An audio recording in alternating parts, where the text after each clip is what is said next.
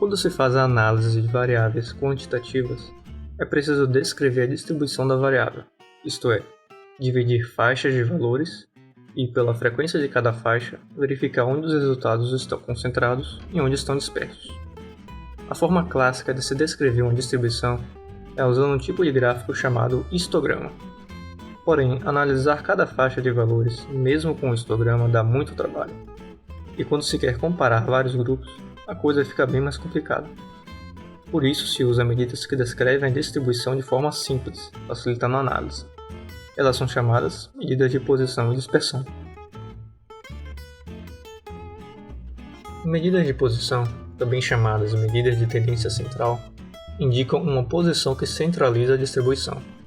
As mais utilizadas são a média, a mediana e a moda. Medidas de dispersão são valores que indicam se o grupo está muito disperso ou concentrado. As mais importantes são a amplitude, a variância e o desvio padrão. Cada medida tem sua função, e algumas só podem ser utilizadas em situações específicas, que eu vou falar mais adiante. A média é a soma de todos os resultados, dividida pela sua quantidade.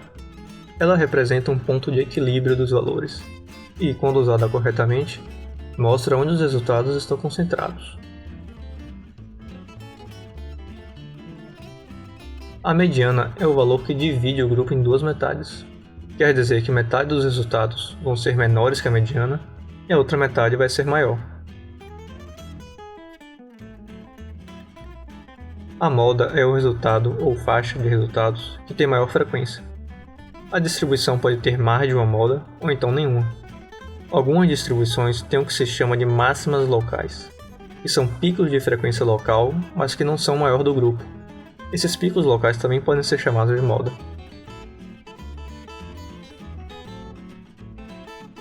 A amplitude é a diferença entre o maior e o menor valor do grupo. Se o grupo é muito disperso, a amplitude deve ser grande. Se o grupo é muito concentrado, ela vai ser pequena. Outra forma de representar a amplitude é mostrando quais são esses valores, o maior e o menor, indicando então quais são os limites do grupo. A variância é uma medida que indica o quão disperso é o grupo em relação à sua média. Porém, ela não costuma ser muito utilizada, porque quando calculada, sua unidade é o quadrado da unidade original, e ter uma medida que varia exponencialmente complica a análise. A solução para isso é tirar sua raiz quadrada, e a raiz quadrada da variância é o desvio padrão. O desvio padrão é o indicador de dispersão usado junto com a média. Quanto maior o desvio padrão, mais disperso é o grupo, e vice-versa.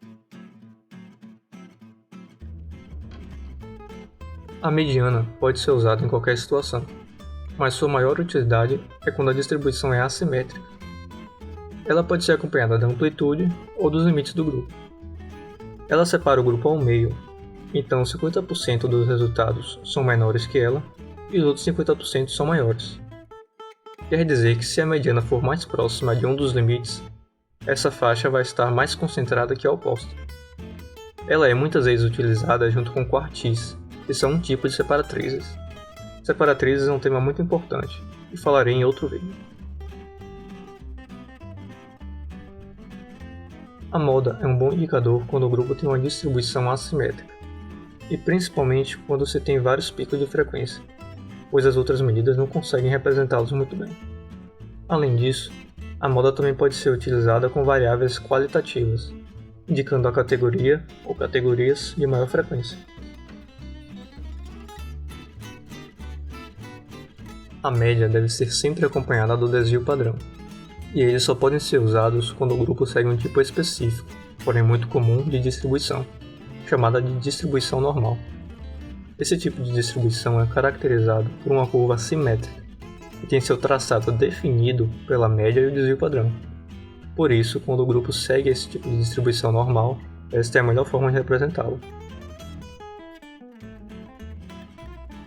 A média indica a posição do pico da curva, enquanto o desvio padrão indica o quão dispersa é em relação à média, de forma que cerca de 68% dos resultados vão estar um desvio padrão de distância da média, para mais ou para menos.